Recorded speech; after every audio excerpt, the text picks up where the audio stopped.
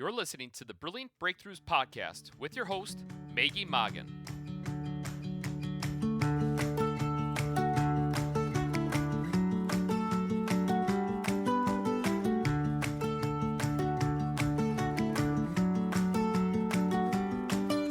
Hi, small business owners. Welcome to the Brilliant Breakthroughs podcast, where we focus on creating brilliant breakthroughs for the small business owner.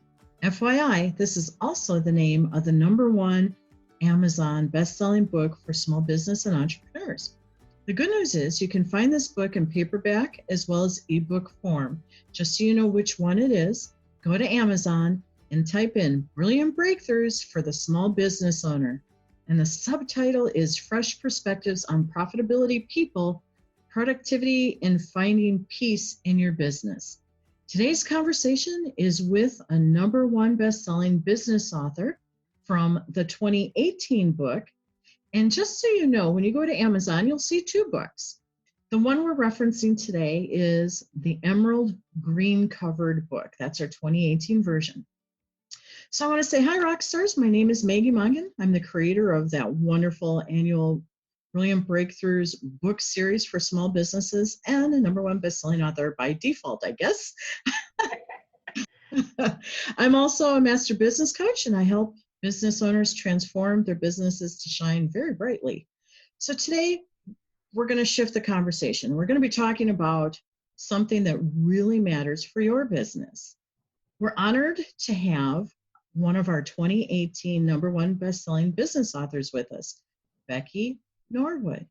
And she's here to talk to you about your business's productivity, in particular, utilizing a particular tool to become more efficient and effective at attracting more business. Welcome, Becky Norwood. It's a delight to be here with you today, Maggie. Oh, ditto. Well, everyone, Becky's chapter is the 5th one in the Green Book that we were talking about, and her chapter is titled Spotlighting Yourself as an Undeniable Expert in Your Industry. It's fully loaded. And Becky, you covered a lot of ground in your chapter, but at the same time, I know you only scratched the surface on so many points. Just barely. I know, it's a fully, what you do is, it's robust. There's no doubt about it. And I'll just be forthright and tell everybody Becky was also our publisher of our 2nd book, the 2018 book we're referencing. Yeah, and I was so grateful because she took me to places I didn't know, even after we had a #1 best-selling the year before. And what she provides was just unbelievable. I kept my sanity for the most part through the process. and she gave us visibility like we didn't even know was possible. So thank you, Becky, for that. And thank you it was fun to work with some amazing people that, not only that are in the book, but those that you surround yourself with. Thank you. So you help, we're going to talk about business owners because you do all sorts of different kinds of books, but we're going to talk about business for the moment. Business owners are always looking to gain more business, of course, and position themselves as credible in the marketplace. Correct. And this is one of the things that you and your publishing team help business owners do by creating a book and everything that goes along with that, and which is plenty. And most people don't even know that, right? Correct. Right. Okay. Well, the biggest thing that we do is we work with our authors, and like you say, especially for the nonfiction business type of books. And these are business owners showcasing, entrepreneurs showcasing, I like to call them authorpreneurs. Okay. Showcasing themselves as the expert in whatever field they're in. And we teach them, when we start with our discovery consultations, we teach them that they need to treat their book as a business, but they have to start with the why. Okay. So you, during your free consultation that you do with potential authors, you spend a lot of time diving into their why, their big why. What is the purpose in doing that? Because there's a lot that goes into publishing a book that is going to be worth its salt. And it's one of those processes that is for the majority of people. Some people are natural born writers, and it's an easy thing to do. But if they're a business owner, entrepreneur, they're also very busy in all the other stuff that they do. Mm-hmm. And so I asked them the question, it isn't as much about, am I going to make money with the book? Am I going to do, all of these questions here. It's about why they're doing it in the first place. And that why has to be good enough. And I think, for many of us have heard Simon Sinek in his video that says, start with your why. Right. I think it's called How Great Leaders Inspire Everyone to Take Action. But as one of the success foundations that we need to consider is you have to begin with the why in mind, that end goal and the why to lay a solid foundation. And otherwise it's easy to get it off track, and it's easy to go kind of almost like what I call squirrely, because you're going every which way. And so if you can keep that big picture and even make sure that you actually write what that goal down so that you see it, because there will be times when you're in the writing process where, say it's gone into editing and you thought you did a pretty darn good job of editing that book or writing that book, and you find all kinds of little glitches. Well, that can discourage you enough to say, no, I'm not going to do this book. Right. And I agree with what Becky's saying. I've wrote about 1,000 blog posts, and it applies even to a blog post, because you have to really be clear on what you're trying to make happen. So if you know your why, what the purpose is, and where you want to take people, it makes sense. And now a blog post is a much smaller part of writing compared to a book. So imagine how many times you can get lost and end up down different trails of thought versus where you really want to keep the book and what makes a book strong and desirable for readers. So I love that you take the time to slow down and do this with potential authors. This is highly valuable. It's an incredible piece of it. And the other thing that we encourage once they've decided that, yes, they're going to do this, is when they start the writing process, we ask them to read it aloud. Yes. And I do this even, whether I'm blogging or writing my own books or whatever. When I start to read aloud, I'm like, what was I trying to say? Because we tend to think perhaps even faster than our little fingers will let us do. But this is all part of the process. And so in order to save yourself a lot of headache even through the editing process, read it aloud. When you've written, you got your first chapter done, sit down and read it aloud. And then when you get your whole book done, read it aloud. You'll be amazed at the things that you'll pick up and the things that you'll save yourself perhaps hours and days and even expense in the editing process of having a lot of corrections. Cool. Couldn't agree with you more. But here's something that I think is really important. You speak with plenty of people, a wide array of people that say they want to write a book. What are the reasons that some of these individuals want to write a book? Or maybe a better way would be, what's a good reason to write a book? There's a lot of good reasons to write a book, but I pretty much categorize them into 5 key categories. Oh, and okay. one is that they're fulfilling a passion. Okay. And if they have something that they have that is a really incredible story, and it can include a children's book, if they have something that can be a good teaching thing, the tool that they can share with the young minds of the world, it's a passion project that should be brought to the world. It should be brought to the light. Okay, that's one. What's two? Okay, growing a business.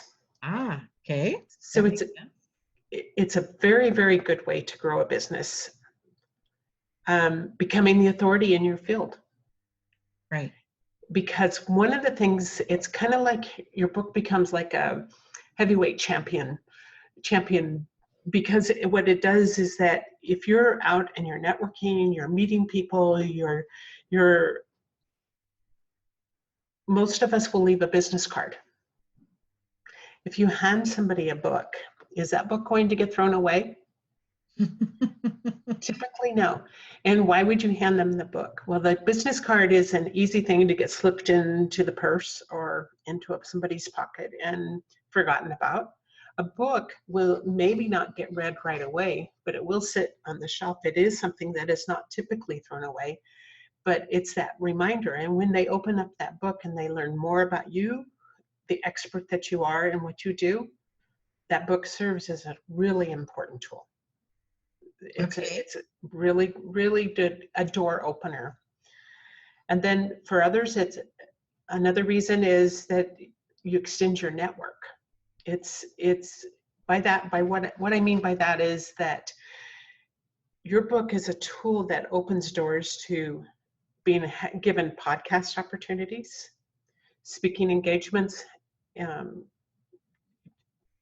maybe at the local, speaking where there's events that are being held, you get, because you have a book, that's one of the first questions now that many public speakers are being asked. Do you have a book?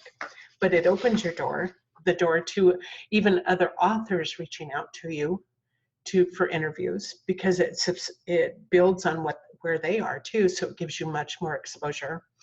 And even radio shows.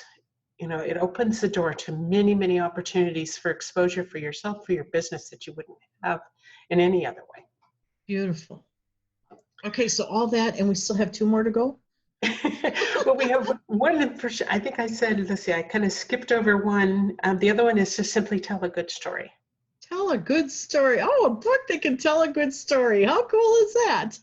Because a story, maybe you had something that was very, very life-changing happen to you, and you went through some dark times and you found your way out of it, and now you're living a happy life. But you're not the only fish in the sea. Right. There's many people that may have had the same experience as you, and maybe they're struggling. Maybe they need to read an inspirational story of the mindset that was needed to make the changes that are necessary. So a story, as humans, we live for story. Yes. We like story. And as stories can transform many lives, depending, on whether, for the one that needs to hear it, for that person that just simply needs to hear it. And I can give an example for that. My story is written in the book, The Woman I Love. In that story, I came up in a family of a lot of abuse, a lot of physical, emotional, sexual abuse that was happened in my family. Okay. It took me a long time to get through that. Mm. And when I wrote the story about that and my journey to being well on all levels, Right. I thought if I could help just one person. But when I published that book, I had people reaching out to me that I had never met and saying, thank you, your story changed my life. And that's what this world's about. If we can give back in some way to make a difference, to help somebody else to come out of their time of darkness, then that's what we're supposed to do. Oh, yeah, it's powerful. Yeah. It's very powerful. You said the word mindset, which had me think of a term that you use called the published author's mindset. So why is it so important for authors to develop this published author mindset? The mindset is incredibly important because otherwise, through all of the things that take place in the publishing process, you can get pretty discouraged sometimes. Even after you're published, if you're not using that book as a tool and doing the marketing to keep it alive and vibrant, I always call it getting lost in the cobwebs of cyberspace. Ah, okay. And so you and I know you've published 2 books now. And if there's not a marketing plan that goes behind it, if there's not using it and to the full advantage,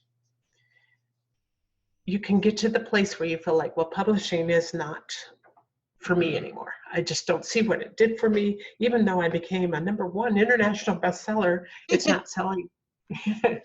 And so there's a mindset that that your message is valuable, and you treat it as a valuable message, whether you're showcasing your expertise, using it for business growth, telling a story, or simply for that passion project that you have. You have to have the mindset that your writing holds value and it continues to hold the value. And because of that, you'll use it as that tool to grow your business. Because whether it's, even if it's just a fun story or a book of quotes or something, whatever the subject matter is of that book, you went through a lot of effort and time to get it there, and use it as the tool that it is. Otherwise, you won't see the results and see the enjoyment of the fruit of your labor if you don't do it that way. Yes, I'd like to add to that, because you said the word value. This is a highly valuable process and project if you utilize it as a marketing tool. Otherwise, it becomes a really interesting project you did. and you don't really capture the joy of the labors that you did. That's so true, because in working, as my business has grown, as I've grown as both as an author and as a publisher. When I first started publishing for others, including myself, it was so exciting to become a #1 best-selling author. And it's pretty much of a thrill. It's pretty cool to see. But I started watching my clients because they only paid me to publish the book. They didn't pay me for the extra stuff that goes with that, after the publishing or anything like that. And I, at the time, didn't think a whole lot of it, because it was pretty exciting just to get that accomplished. Right. Now, when we do our discovery consultation, we talk about the end goal in mind. What is the bigger picture, and about how to weave the marketing in all from the moment you start writing, and continue that process long after the book is published. Because what's the alternative? It does get lost, because their statistics are saying there's 4,000 books published a day. I know, isn't that crazy? And that's incredible. So how is your book going to be found unless you're doing the things that are very fruitful for the exposure for your book? And one of the coolest things about a book is that you can use it for your blogging. Yes. You can repurpose the content of your book and put tidbits in a continuous week-by-week blog, your social media, your articles, your other things that you do. It can be repurposed into so much good content. And if you look at the big picture, build a course around that book too. Amen. So it's a tool. It's a very good tool. That's the tool that gets you exposure, but build on that. Right. Build on. Yeah. Okay, so sometimes, Becky, because we just talked about all the expansion of what a book being published can do, but sometimes the author gets caught in some limiting beliefs that hold them back. Or I'm not good enough. Yeah. What are like the top 2 or 3 of them? I'm not good enough. Okay. It's not a good time. I'm not an expert. I'm not a writer. It's too much effort. There's just, if the list is,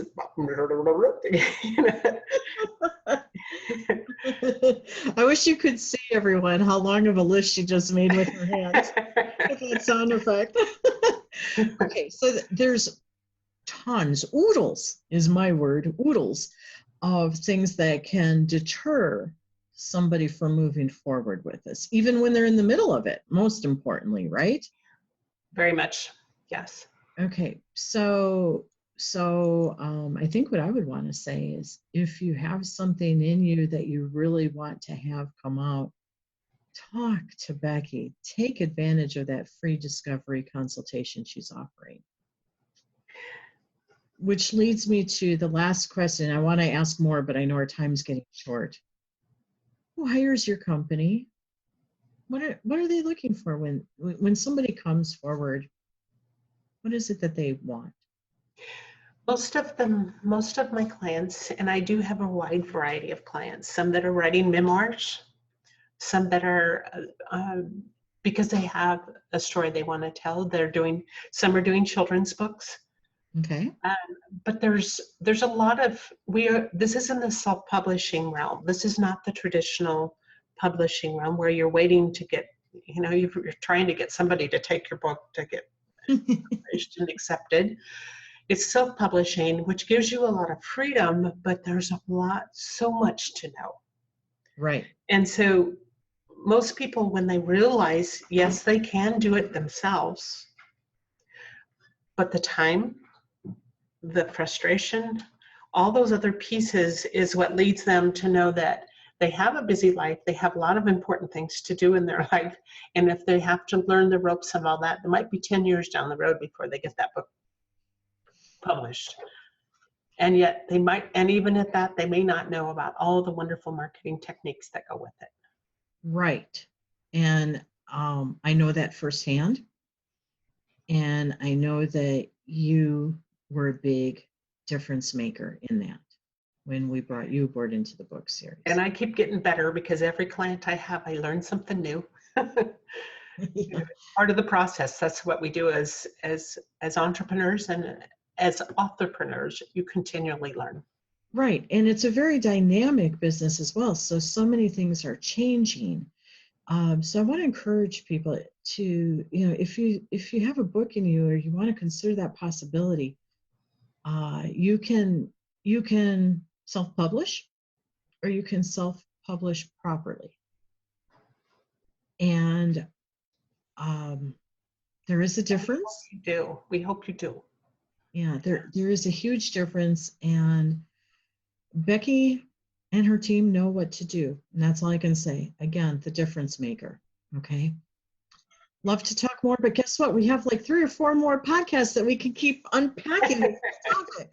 So this is what I want to say. Listeners, I know you want to know more, so this is how you can engage with #1 best-selling author, Becky Norwood. Start by reading Chapter 5 in the book, Brilliant Breakthroughs for the Small Business Owner, Volume 2. That's the one with the emerald green cover. And gift your business's performance by accepting Becky's invitation. She put an invitation at the end of her chapter. She has an author page and a business introduction page. And at the bottom of her author page, she put a really cool invitation there for you to connect with her. Take advantage of that. Also on those pages, she has things like her social media handles, so you can connect with her, start following her, see what she's up to, get a flavor of who she is. Well, her and her team. I say she, but it's Becky and her team. And here's something else that's really cool. Right now you can see everything about the book and how to get a hold of it and Becky Norwood by going to the books app, Brilliant Biz Book. That's all one word. Go to your app store and type in Brilliant Biz Book. Once you download the app, there is a neat feature on it. It's called Ask an Expert, and you'll see Becky Norwood's name. Go ahead and click on it and type your question, and she'll reply back to you. Pretty cool bonus, huh? All right. Well, Becky, I want to thank you for your time and your wisdom sharing today. Thank you. I've loved being with you. It's always a Yes. pleasure. And so much more we get to talk about over the rest of the year. And listeners, we appreciate you listening to the Brilliant Breakthroughs podcast, where you learn about how to create more brilliant breakthroughs for your small business. Shine brightly until next week.